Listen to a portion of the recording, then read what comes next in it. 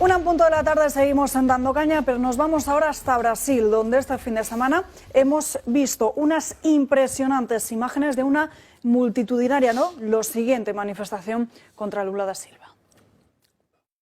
Miles y miles de personas se han congregado en Sao Paulo respondiendo a la convocatoria del expresidente brasileño Bolsonaro. El exmandatario hizo un llamamiento a una manifestación pacífica en defensa del Estado de Derecho democrático y negó cualquier intento de golpe en relación a la investigación sobre un supuesto intento de golpe de Estado para evitar su derrota electoral en 2022 contra el actual presidente Lula da Silva. Bolsonaro fue interrogado días antes de la marcha por la Policía Federal en Brasilia sobre las acusaciones antes mencionadas. Se le acusa a él y sus colaboradores. El exdirigente brasileño guardó silencio ante las preguntas de los agentes. Bolsonaro fue inhabilitado políticamente hasta 2030 por el Tribunal Superior Electoral, fecha en la que podrá disputar de nuevo unas elecciones. Tanto los paulistas como ciudadanos de diferentes partes del país respondieron y mostraron su apoyo a Bolsonaro, a la vez que existe un descontento con las políticas de Lula da Silva y la persecución a sus opositores, hechos por los que se reclama una falta de democracia. Durante la marcha se pudieron ver muchas banderas de Israel para apoyar al Estado judío. Lula apoyó a Hamas y comparó la actuación de las fuerzas israelíes en Gaza con lo hecho por Hitler contra los judíos en la Segunda Guerra Mundial. Israel reconoció a Lula da Silva persona non grata y por lo que parece muchos brasileños comparten la misma idea. Precisamente tenemos conexión en directo con Eduardo Bolsonaro. Muy buenas tardes. Buenas tardes, muchas gracias. ¿Qué fue lo que llevó ayer a la gente a salir a las calles? Porque a vista de todos parece que Brasil está viviendo una completa dictadura.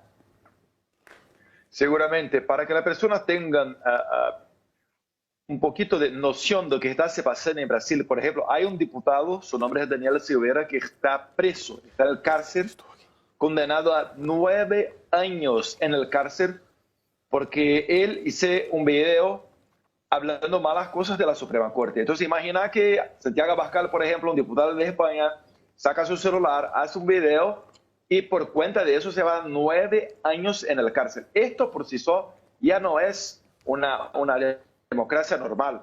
Pero podemos ir un poquito más adelante. Por ejemplo, Bolsonaro, mi padre, está teniendo una investigación contra él porque él se acercó demasiado de una ballena en el mar. Sí, y esto es un crimen que se puede poner 2 a 5 años en el cárcel. Y se fue la ministra del Medio Ambiente de Lula da Silva quien denunció a Bolsonaro. Entonces, las cosas que están se pasando en Brasil son inimaginables. Le quería preguntar también por el papel del Supremo Tribunal Federal. ¿Está persiguiendo o qué es lo que ha dictaminado Lula da Silva al respecto?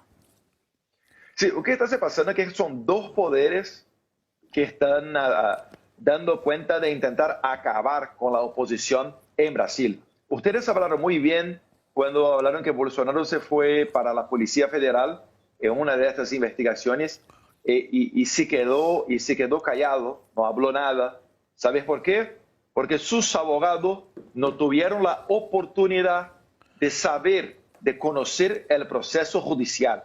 Entonces, en Brasil no hay más el debido proceso legal, no hay más la amplia defensa y es muy raro que se pueda encontrar en Brasil algún abogado, juez que esté hablando en favor de todo eso. Mismo los de izquierdas, los que tienen vergüenza en la cara, no se ponen a defender todo eso que está se pasando en Brasil, que está muy claro. Y la prueba que está muy claro que está se pasando en Brasil es que estas personas se fueron para las calles, mismo que puedan ir al cárcel por cuenta de eso.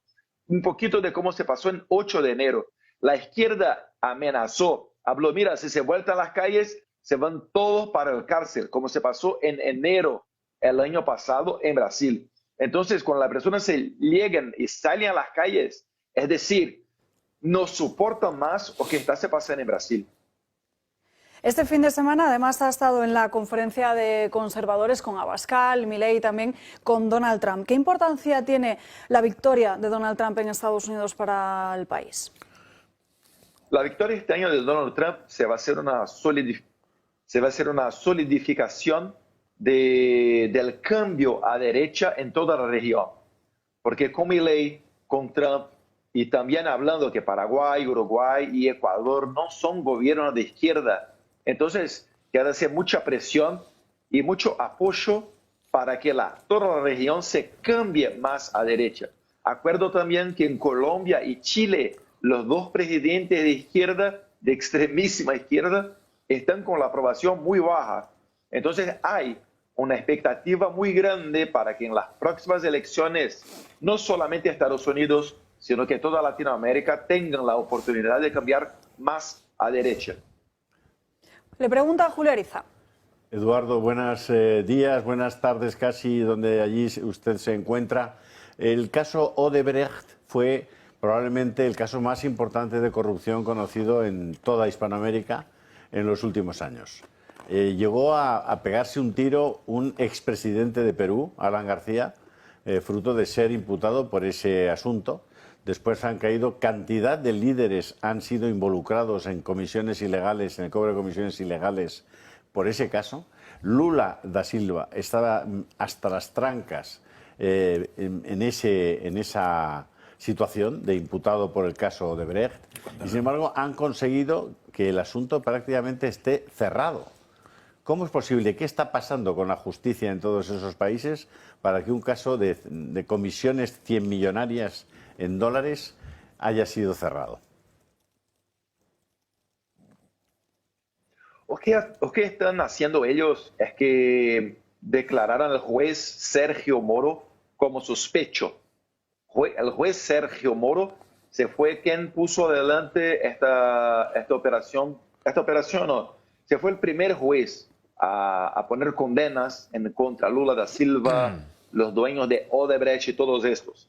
Por hablar que es sospecho, entonces todo que se fue producido vuelta desde el cero. Entonces, todos ellos están libres, todos ellos tienen la oportunidad, muchos de ellos, incluso de intentar candidatarse de nuevo en las próximas elecciones, y así están haciendo. Pero mira que la corrupción que se empezó a esta investigación en Brasil se fue muy lejos. Hay hasta reflexos en Europa. Si te acuerdas de Sócrates también en Portugal, y si se va un poquito más adelante, hablando aún de esta involucración internacional de corrupción, llega hasta el Pollo Carvajal, que hace un rato atrás estaba preso en España y hablando sobre cómo se pasaba incluso plata para partidos de Italia, de España, y utilización de las embajadas en toda esta trama, este esquema de corrupción. Entonces, lamentablemente, Brasil está volviendo 10 años para atrás y los corruptos, como Lula, por ejemplo, que tienen condena por corrupción y lavaje de dinero, tienen la oportunidad de volver al escenario político, lamentablemente. Don Eduardo, ¿nadie puede parar en Brasil al señor Alexandre de Moraes?